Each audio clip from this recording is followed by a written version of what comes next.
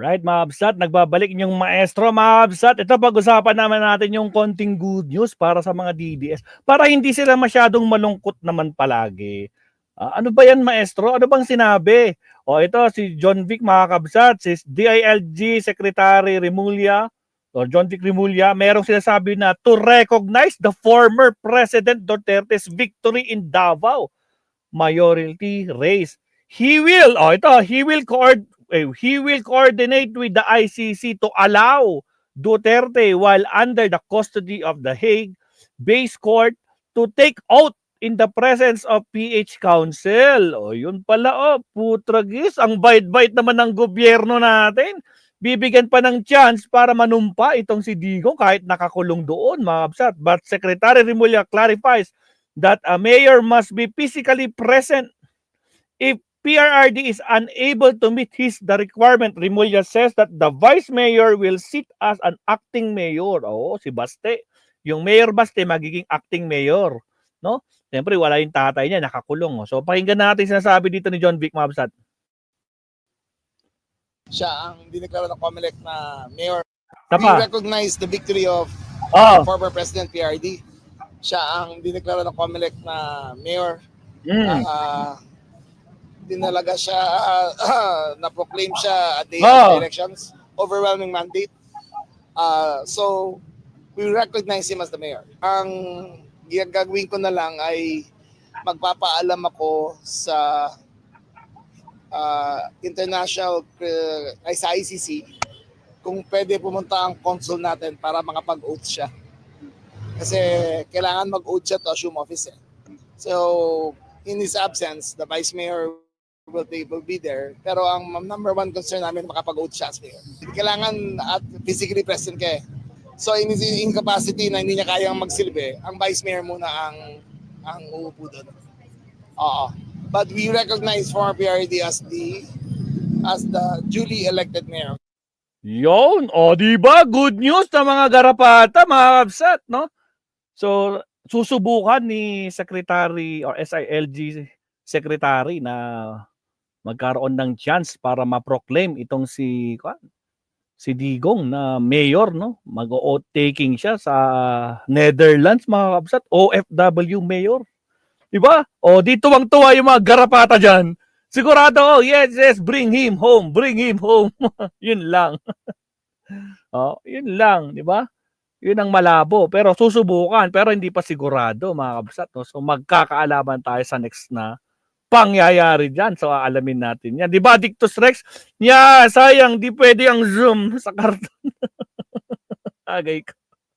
Ang harsh naman ni Addictus Rex. Grabe naman. Diba? Nako, iiyak dyan si Jumer.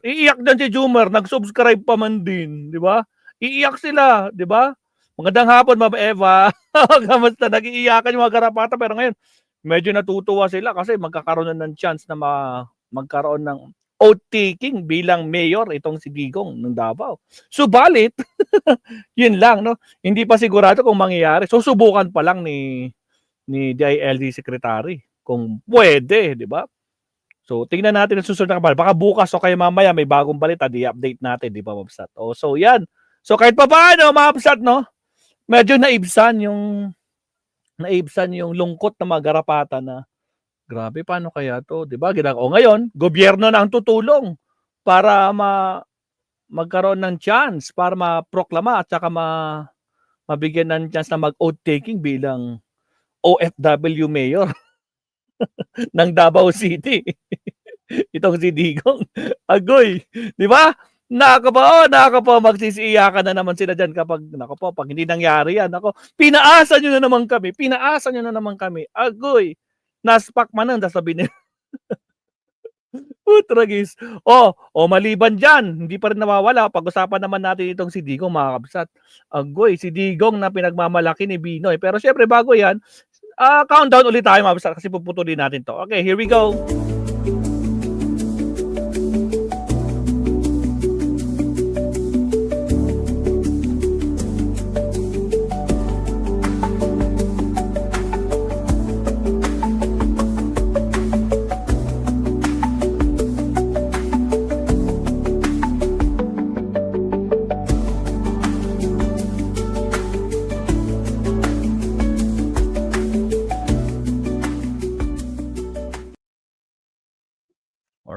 mga kabsat, mega mega love shoutout. Ito na si Binoy, mga kabsat, no? May statement, mga kabsat. Tingnan nga natin yung statement niya. Lakihan natin. O ito, mga kabsat, sinabi ni Binoy, mga kabsat, no? Kaya niya sinabi to, May 24. Yung pagtingin mo sa local na mga taga Netherlands sa atin ay parang dating tayong mga niloko lang. Tayo yung sumusuporta sa isang pangulo na gawawa ng genocide. Yan po ang perception dito sapagkat tinatalo tayo ng mga propaganda na uy, sino bang mahilig magtanim ng mga ebidensya, Binoy? Nakapaw! Nakapaw! Oh, mga kabsat, yan daw ay perception dito sapagkat tinatalo daw sila ng propaganda. Hala? Really? Seryoso ka dyan, Binoy? Ha? Propaganda daw ng mga komunista. Agoy!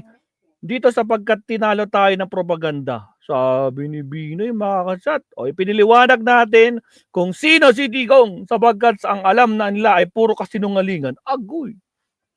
Puro kasinungalingan pala yung mga nag-file ng kaso sa kanya, no? Puro kasinungalingan. Sila lang daw yung nagsasabi ng katotohanan at sila lang dapat ang pakinggan. Hindi nila alam na si Digong ay isang bayani sa atin. Ay, mabsat.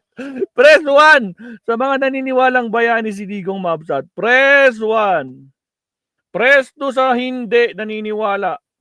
Press 2 sa mga hindi naniniwala. Press 1 sa mga naniniwalang bayani si Digong. Ay, pagkakataon mo na to. Pagkakataon mo na to, asan ka na? Jumer, Pahid, Romulo, pagkakataon mo na to, mag-press 2. Yun! Nakakapaw. Ay, di, mag-press 1 ka na kung naniniwala ka. Press 2 kung hindi ka naniniwala. Nako, si Jester sabi nyo, bayani ng China. Paktay tayo. Ma'am Neil Darceo, may galab shoutout. Agoy! So, iyan, no?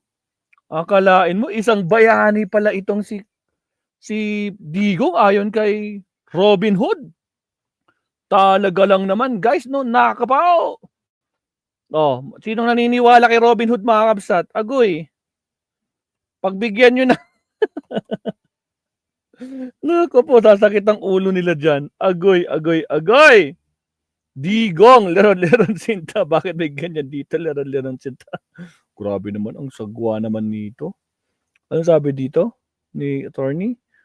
Pagbubukas ng okay, mamaya na lang yan. Asan na yun? Nako, ito na. O, ito mga kabsat, bayaning-bayani. Taga-Netherlands di kriminal. Kapaw. Asan na yun? Andito ba?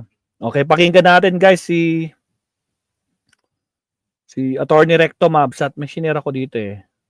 Dali lang ako. So okay na yan, mabsat. No? Senator Robin Padilla is calling on pro-Duterte supporters, particularly overseas OFW in Europe, to become the ambassador of the former President Rodrigo Duterte to fight back this black propaganda being mounted by the communists against the ex-presidents. Pagkatapos na manalo ng mga karaang eleksyon, hingi naman ako sa inyo, tayo magbukas tayo ng mga bibig. Tayo ay makipag-usap sa mga lokal, ay kakausapin nila yung mga lokal ng Netherlands. Padilla said that a speech during the Grand Rally. Oo nga, may speech to, guys. So, pahinga na lang natin dito. Agoy, agoy, agoy. Asan na yon? Ito. Okay. Nakapaw. Robin Padilla. Punta natin to. Pakinggan natin. Nasabi ni Robin Padilla, mga kabsat. Pasok, attorney. Kabilisan natin, ha. Bilisan natin. Aha. Ba't di mo bilis? Hindi pa pwedeng bilisan. Ayun, speed. 1.5 para sa bilis. Kapatan ng katiwalian at kasinungalingan, kakampi sa katotohanan at kabutihan. Alright, here we go. Enzo Recto, kalaban ang katiwalian at kasinungalingan, kakampi sa katotohanan at kabutihan. Pasok, attorney. Oh, ito, mga kabunyog, mga kababayan. Nagrally sila Robin Padilla doon sa Dahig. Oh. Nag-speech si Robin. Mahaba yung speech niya. Kaya lang hindi ko na dinownload. Hindi ko na dinownload. Pinanood ko 'yon. Wala naman masyadong ano. Kaya lang ang isang kapansin-pansin doon, sabi ni Robin Padilla, Anong sabi niya? ang hindi raw magandang nangyayari ngayon sa kanila, doon sa Dahig, Black propaganda. ang mga Dutch citizens daw ay hindi naiintindihan. Hindi raw naiintindihan yung totoong pagkatao ni Duterte. Kasi sabi ni Robin Padilla, ang mga komunista daw ang nagpopropaganda na si Duterte ay involved sa genocide. Agoy. Ang krimen daw ni Duterte ay genocide.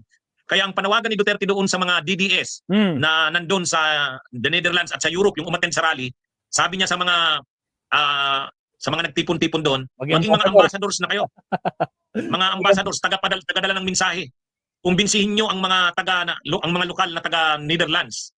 Dahil sila anya, sabi ni Robin, naniniwala sila na si Duterte ay may krimen sa genocide. Yan daw ay propaganda ng mga komunista. Kaya kailangan, sabi ni Robin, maunawaan ng mga taga-Netherlands na si Duterte ay hindi kriminal kundi bayani. Wow. Oh, di wow. Anong masasabi niyo diyan mga kabunyog sa sinabi na yan ni Robin Padilla? Eh di wow. Yan kaya yan yung sa rally na yan yung laman ng speech ni Robin. Sabi ni Robin sa mga nandun, dapat kumbinsihin daw nila ang mga lokal na Dutch. Yung mga na si Duterte ay hindi totoo na kriminal. Ang totoo, ito ay bayani para sa mga Pilipino. Sabi ni Robin, dapat ang mga Dutch citizens ay paliwanagan, kumbinsihin sa ganon. Anyway, ito para makita nyo yung kumpletong sinabi ni Robin. Ito mga kabunyog. Binasa ko na kanina yan, guys. Binasa ko na kanina. Yan. Sabi ni Robin, yung pagtingin ng mga lokal na mga taga-Netherlands sa atin ay parang ang dating tayo ay niloloko lang. Tayo ay sumusuporta sa isang pangulo na gumawa ng genocide. Yan po ang perception dito sapagkat tinatalo tayo ng propaganda ng mga komunista. Ipaliwanag natin kung sino si Digong sapagkat ang alam nila, puro kasinungalingan. Hindi nila alam na si Digong ay isang bayani sa atin. Ay, wow! Matindi, ano? Grabe. Magkakalat na itong sila Robin. Mananawagan pa si Robin sa mga DDS na nandun. Kaya ito mga kabunyog, shout out, Pogi. Shout out. Ito mga kabunyog, itong pinaplano nila para silang magiging mga nito. Para silang mga kulto na nangungumbinsi sa mga taga-Netherlands. Mga panatiko. Na kukumbinsihin ang mga taga-Netherlands na si Duterte ay hindi totoong kriminal na nakakulong sa ICC. Na sa totoo siya ay bayani. Ay mga kabunyog. Lakas tama, attorney. Alam nyo, nagkakalat na itong mga kababayan natin doon sa Dahig, sa the Netherlands. Araw-araw nandun sila, parang mga panatiko na kulto. Panatiko talaga. Panatiko. Tulad na sinabi ko sa iyo, attorney, yung mga garapata, araw-araw nasa EDSA, doon sa may Robinsons, Panatiko, live sila ng live, Naghahanap sila kung sinong maluloko nila OFW. Paano mga Putragis? Ito na, people power na, Putragis. People power, ilan lang sila, wala pang 10, kikinsing, mga ganun lang. Nako po, ano ba talaga? Ganun na ginagawa sa kan. Nako po, panatiko talaga. Sige, tuloy, attorney, pasok. At iba na ngayon ang iniisip ni Robin. Ang sinasabi ni Robin sa mga nandun, huwag na tayo lang ang mag-usap-usap, umikot na tayo. Kumbinsihin daw yung mga Dutch, yung mga taga-Netherlands, yung lokal. Imagine niyo ang planong gawin nila Robin, mga kabunyog. Alias Pogi, shout out sa inyo dyan sa Edmonton, Alberta, Canada. Kautak na ni Kibuloy, Pogi? Ano ito mga kabunyog? Sabi ni Robin, ang mga kasi, ang mga lokal na taga-Netherlands napapaniwala daw ng mga komunista. Sus naman. Alam niyo mga kabunyog, itong mga kababayan natin na nandun, tayo pa ngayon tayo pa ngayon ang sinasabihan nila na parang ang pinapalabas pa ni Robin na tayo yung mali yung pinaniniwalaan. Na ang paniniwala natin na si Duterte ay may pananagutan sa kanyang krimen na nagawa, mali daw 'yun. So ang sinasabi ni Robin, yung ating pinaniniwalaan na propaganda ay propaganda ng komunista. Bakit nabanggit ni Robin yung komunista? Kasi doon naman talaga sa the Netherlands, doon naman talaga sa Europe, marami diyan mga socialist, mayroon diyan mga yung migrante, pero yung migrante diyan, mga Pilipino yan na doon na nakatira, nagtatrabaho, o kung hindi man may mga doon na nakatira sa Europe, itong mga migrante, mga Pilipinong migrante, sinusuportahan nila yung pagkakakulong ni Duterte sa ICC. Hey, how's that New Year's resolution going? What are you talking Narangan tayo. about? That YouTube channel you say you're gonna start? Well, Ngayon, ang sinasabi ni Robin, yung mga Dutch o yung mga lokal na taga-Netherlands at mga Europeans naniniwala doon sa mga komunista na yon. Sa mga Pilipinong nandun daw sa ang tinutukoy ni Robin diyan, yung mga leftist na nandun sa Europe, sa the Netherlands. Ang sinasabi ni Robin, itong mga Pilipinong leftist na nandun sa the Netherlands at sa Europe, kinukumbinsi daw yung mga Dutch na si Duterte ay nakakulong dahil may krimen yan sa sangkatauhan. Ang sabi ni Robin, naniniwala daw yung mga Dutch, yung mga taga the Netherlands doon sa propaganda na yun. Ay naniniwala yung mga taga the Netherlands sa ganung paliwanag kasi matatalino ang mga Dutch. Igagaya mo pa sa iyo, Robin. Yung mga Dutch, sila, intelihente mag-isip. Hindi tulad mo, Robin, ikaw, senador ka nga. pero panatiko ka. Senador ka nga pero panatiko ka ni Digong. Grabe naman si Attorney Recto. Talagang sinasapol si Binoy, mga kabsat. Ouch! Aray ko po. Tapos sasabihin niya pa ngayon na yung mga Dutch citizens, yung mga taga-Netherlands ay naluloko Mm. ng mga komunista, kaya naniniwala daw na si Duterte ay kriminal. Eh talaga namang kriminal si Duterte. Akusado nga siya diyan sa the Netherlands, sa Dahig. Akusado siya, nakakulong siya diyan sa ICC. Oh. Exactly. At saka totoo naman na si Duterte ay maraming krimen na nagawa nung panahong presidente siya. Yung war Yung on drugs niya ay madugo, maraming biktima. Ngayon, kinasuhan siya sa ICC. Ganyan ang pagkakaalam ng mga Europeans. Ganyan ang pagkakaalam ng mga taga-Netherlands. O ngayon, sasabihin mo pa ni Ruby na mali daw yung ganung paniniwala ng mga taga-Netherlands. Kaya dapat daw paliwanagan yung mga taga-Netherlands. Kaya sinasabi niya dun sa mga umaatin sa rally na nagsalita si Robin, maging ambassadors na kayo. Mag-ikot na kayo. Kumbinsihin nyo yung mga taga rito sa the Netherlands na mali ang kanilang paniniwala. Matindi. matindi Ay, talaga. mga kabunyog, mga kababayan. Liberty Torino, Nagtatanggap shout sila out. Robin doon. Shout out, Ay, Liberty. Actually, sa Europe naman talaga, alam nila na si Duterte ay may kaso, na si Duterte nung panahon niya ay maraming pinapatay, na siya ang nag-order ng pagpatay ng maraming Pilipino noon, at ngayon ay pinapanagot na siya. Ganyan ang pagkakakilala kay Duterte doon. Kumbaga siya ay authoritarian, may pagkadiktador, na siya ay hindi makademokrasya. Yan ang pagkakakilala kay Duterte. Bakit ganoon ang pagkakakilala kay Duterte? Ay kasi nung presidente siya, minumura niya ang mga ang European Union, minumura niya yan. Ang mga bansa ang mga western na mga bansa, minumura niya. Ang Santo Papa, minura niya. Alam niyan sa Europe. At alam ng mga nasa Europe na si Duterte nung naging presidente, maraming pinapatay. Kaya, nung nakulong si Duterte sa ICC, hindi na nagtaka ang mga Europeans dyan. Kaya, hindi yan dahil sa propaganda ng mga komunista, hindi yun. Siyempre, ang mga Europeans, alam nila ang nangyari sa Pilipinas nung panahong presidente si Duterte. Yung mga pinagagawa ni Duterte sa Pilipinas nung presidente siya, kalat yan sa buong mundo. Kaya kung si Duterte man ay nadala dyan sa ICC at nakakulong dyan, alam yan ng mga taga-Netherlands, alam yan ng mga Europeans. Kaya wag mong sabihin, Robin, na naluloko, nabubudol ang mga Europeans. Hindi yun. Alam nila ang totoo. Mabuti pa nga, mababait pa ang mga taga-Netherlands, hinahayaan lang kayo. Mabuti nga ang mga Dutch at ang mga Europeans, hinahayaan kayong magtipon-tipon, mag-rally dyan. Sa totoo lang. Nakakahiya na ang pinagagawa ninyo dyan. Pero hinahayaan lang kayo. Hinahayaan lang kayo kasi demokratikong bansa ang the Netherlands. Demokratikong mga bansa ang nandiyan sa Europa. So, pasalamat kayo at tolerant. Tolerant ang Dutch government sa ganyan. Pero sa totoo lang, nakakahiya na kayo sa Kakahiya na kayo sa bansa natin. Nagkalat na kayo diyan. Di ba mga kabunyog, mga kababayan?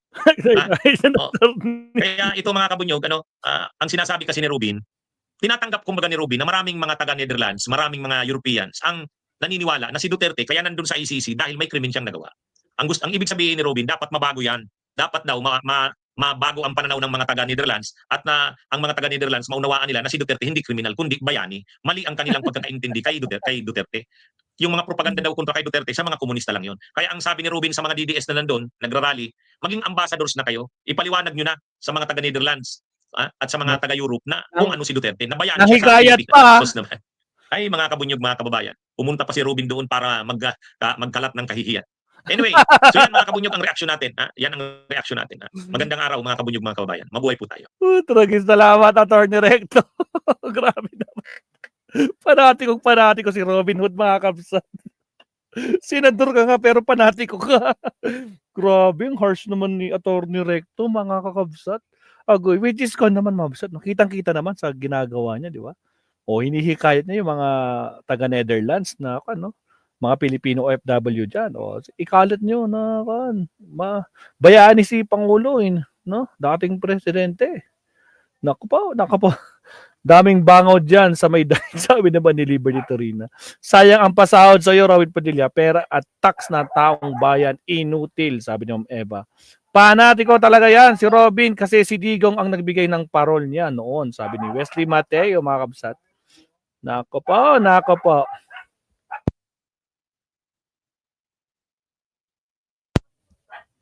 Nako po, mga kabsat, maingay yung aso natin. Pasensya, maingay, no?